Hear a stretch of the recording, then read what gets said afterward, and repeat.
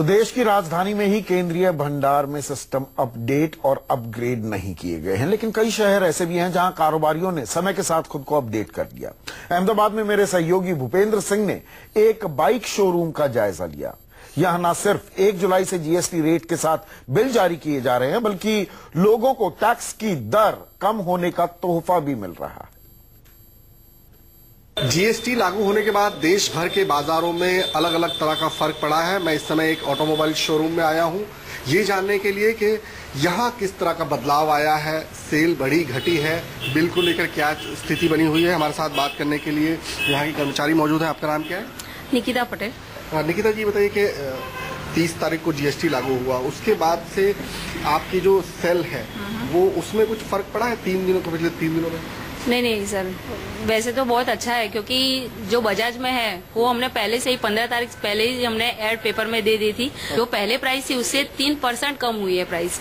अच्छा, तो 3000 से 4500 तक की प्राइस कम हुई है। कस्टमर को जो भी पहली फेस्टिवल आती है, जैसे कि रथ यात्रा है, वो बेस्ट फेस्टिवल है, तो कस्टमरों ने भी मतलब अच्छे से शॉपिंग की है, मतलब बुकिंग हो रही है। बिल को लेकर बहुत सारे लोगों में कंफ्यूजन है, अलग अलग व्यापारी की अलग अलग स्थिति है। बाइक जो ऑटोमोबाइल इंडस्ट्री है, आप लोगों को बिल को लेकर ऐसा है कि जीएसटी कहाँ लगाना है, कितना लगाना है, या बिल में इंक्लूड होगा, किस तरह से बाहर से रहेगा, ऐसा कुछ स्थिति है या क्लियर है? नहीं, अभी क्लियर है, क्योंकि पहले से ही पता था ना सर कि जीएसटी आ रहा है, तो 14-15 तारीख से ही उसके बाद ही सबने प्रिपेयर कर लिया था कि कोई प्रॉब्लम आई नहीं, इसलिए बिल में अभी कोई प्रॉब्लम नहीं आ रही। तो जीएसटी की वजह से आपकी सेल इंक्रीज हुई है, आपको फायदा हुआ है? इंक्रीज हुई है, फायदा हुआ है, पक्का। फायदा दोनों को हुआ है, आपको भी और कस्टमर को दोनों की। हमारी सेल भी बढ़ गई और कस्टमर को भी फायदा हो गया ना, जो भी डिस्काउंट दिया हमने, दोनों को फायदा हुआ है। निकिता के मुताबिक जो जीएसटी आया है वो कहीं न कहीं ग्राहकों के लिए बहुत ज्यादा फायदा लेके आया है। 3000 से लेकर 4500 रुपए जो है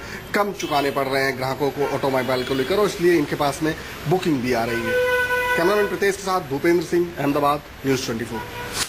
और जीएसटी की सच्चाई पता करने के लिए हम मुंबई भी पहुंचे। मुंबई में सीए और टैक्स कंसल्टेंट्स बहती गंगा में हाथ धोने की भी कोशिश में हैं।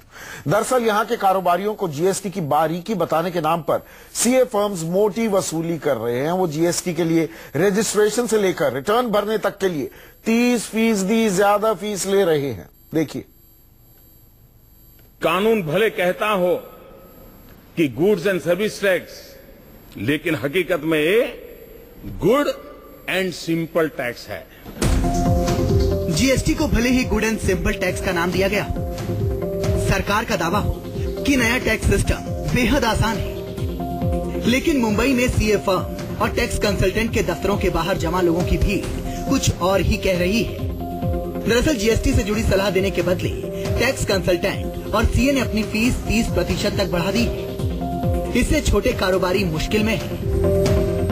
मंथली उसका जो टर्नओवर है इनवॉइस के हिसाब से उसको जोड़ना पड़ेगा और फिर उसको फॉर्म फिलअप करना पड़ेगा, तो थोड़ी सी उनकी काम तो उनका बढ़ जाएगा। तो आपकी साइज के दुकान के हिसाब से, आपके बिजनेस के हिसाब से वो स्वाभाविक थोड़ा सा उनका मैन पावर ज्यादा जाएगा, तो वो खर्चा बढ़ाएंगे, इसमें कोई दो राय नहीं है।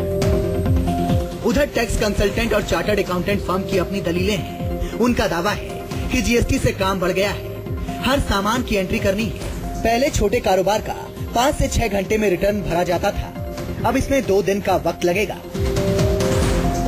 ऐसे में काम के घंटे बढ़ेंगे तो फीस तो बढ़ेगी ही। ऑन एन एवरेज आप पकड़ के चलिए, कम से कम 20 से 25 से शायद 30% हर कंसल्टेंट अपना फीस बढ़ाएगा, क्योंकि उसमें टाइम बहुत लग रहा है। और चूंकि ये चीज नहीं है, बहुत कम लोगों को पता है, जीएसटी को जानने वाले लोगों की कमी है, तो लोग डिमांड ज्यादा है, सप्लाई कम है, तो उसका कॉस्टिंग ज्यादा है। तो उस चीज को भी ध्यान में रखते हुए तो कॉस्टिंग तो बढ़ेगी ही, फीस तो बढ़ेगी। टैक्स कंसल्टेंट चाहे जो दलीलें दें, लेकिन सच ये है कि मौका देखकर मोटी कमाई करने की चाहत की वजह से छोटे कारोबारी परेशान हैं। उनके पास सिवाय इसके और कोई चारा नहीं कि वे इन तमाम फर्म को मोटी फीस दें। इंद्रजीत सिंह, मुंबई, न्यूज़ 24।